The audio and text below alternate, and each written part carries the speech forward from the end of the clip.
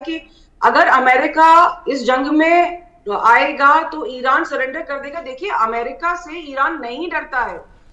Iran बार बार जिस दिन से पिछले 10 दिन से लगातार अमेरिका को चेता रहा था कि आप इसमें इन्वॉल्व मत होइए, और ये कोई गीदड़ धमकी नहीं थी। अमेरिका को उसकी चेतावनी का मतलब ये था कि आपके जो भी 30 के करीब एयर बेसिस हैं, छावनियां हैं अलग अलग कंट्रीज में, वो सब हमारी जद में है, क्योंकि उसकी मिसाइलों का जो रेंज है वो अप टू 2000 किलोमीटर्स है। और ये बैलिस्टिक मिसाइल्स एक बार में जाके अमेरिकी जो भी उनके एसेट्स हैं उनको डिस्ट्रॉय कर सकती हैं। और एक बार अगर अमेरिका ने उन पे बम डाल दिया है तो अब लीगली वो किसी भी तरीके से आत्मरक्षा के लिए ठीक है हिमांशी जी, एक बड़ी तस्वीर सामने आ रही है, वो एक बार दिखा देते हैं। अमेरिकी हमले के बाद ईरान ने जो पलटवार किया इजराइल पर, ईरान का एक और बड़ा हमला देखा गया। 30 से ज्यादा बैलिस्टिक मिसाइलों से हमला किया गया है।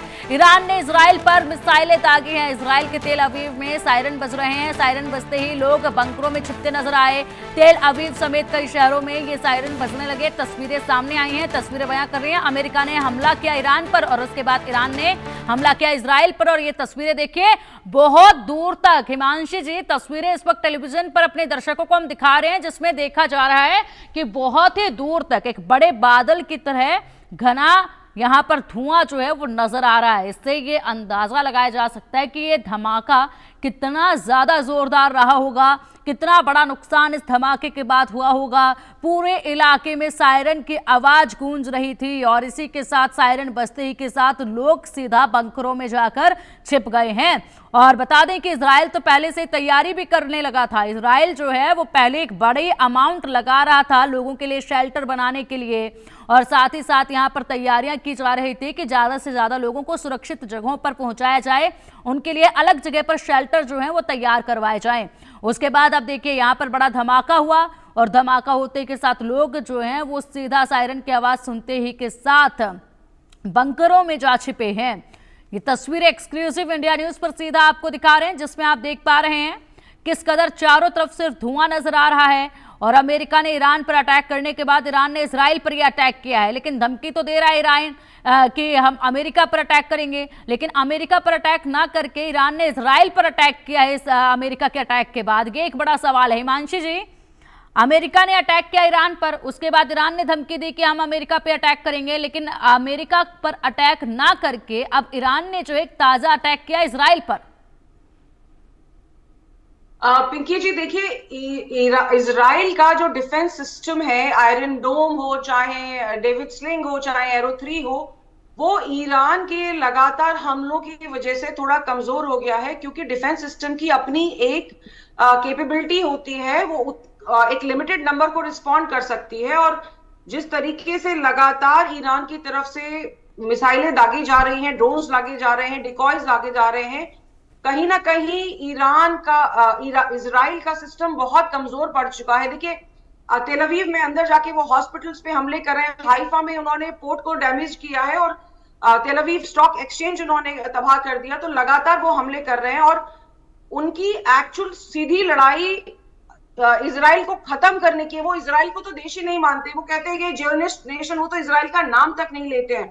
और वो इसलिए करेंगे कि वो अमेरिका को ये दिखाना चाहते हैं कि हम आपसे डरते नहीं हैं, आप जो मर्जी कर लें, हम इजराइल को खत्म करके रहेंगे। और अब इसके बाद आप देखिएगा कि बैलिस्टिक मिसाइलों के नंबरों में भी इजाफा होगा, और इसके बाद में थोड़े समय के बाद डोंट बी सरप्राइज अगर अमेरिकन बेसिस पे और अमेरिकन शिप्स पे हमले होने लग जाएं तो, बिकॉज अब ईरान रुकेगा नहीं, और कहीं ना कहीं ये पूरे एक डिप्लोमेटिक फेलियर के रूप में मैं इसको देख रही हूँ। तो बड़ा फेलियर है ये, और ईरान रुकेगा नहीं, और इसी के साथ अटैक इजराइल पर ही शुरू किया है अमेरिका के अटैक के बाद।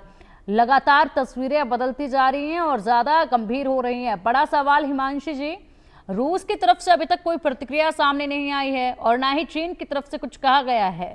क्या कुछ समझ पाना मुश्किल हो रहा है इन दोनों के लिए ही, या फिर अभी सोच रहे हैं कि आखिरकार कैसे स्टैंड लिया जाए अब यहाँ पर? पिंकी जी, चीन जो है वो बहुत स्मार्ट एक कंट्री है। देखिए, चाहे यूक्रेन और रशिया का युद्ध हो, चाहे इंडिया पाकिस्तान का युद्ध हो, चाहे ये ईरान इजराइल का युद्ध हो, अभी तक वो बहुत तटस्थ रहा है। उसने एक छोटा सा एक स्टेटमेंट वो दे देता है, उसके बाद वो कहीं इंगेज नहीं हो रहा है। तो कहीं ना कहीं उसने अपनी स्थिति बहुत मजबूत की हुई है और वो साइड में बैठ के सिर्फ अभी तमाशा देख रहा है। जहां तक रूस का सवाल है, रूस खुद ही यूक्रेन के साथ में जहां इन्वॉल्व है, तो वो अभी नहीं चाहेगा इसमें डायरेक्टली इन्वॉल्व होना। वो भी सिर्फ स्टेटमेंट देके और कुछ थोड़ी बहुत अगर उसको रसद देनी होगी तो वो ईरान को रसद दे लेगा, क्योंकि जो भी रिश्ते ट्रंप के और पुतिन के हैं वो कहीं ना कहीं एक दूसरे का थोड़ा बहुत रिस्पेक्ट जरूर करते हैं, भले ही उनकी आइडियोलॉजीज ना मिलती हो। तो अभी इस समय जो मैं देख रही हूं, मुझे ये लगता है रशिया और चाइना अभी भी कुछ समय सिर्फ बयानबाजी ही देंगे, वो इसमें इन्वॉल्व नहीं होंगे। हाँ, अगर पीस टॉक के लिए ईरान उनको अप्रोच करता है तब ये दो कंट्रीज इन्वॉल्व होंगी, otherwise they are not going to directly get. ठीक है हिमांशु जी, एक बड़ी जानकारी सामने आ रही है। अमेरिकी हमले से बौखलाया हुआ है हमास ने ट्रंप को बड़ी धमकी दी, अब जंग खतरनाक होगी, क्रूर हमले का मुंहतोड़ जवाब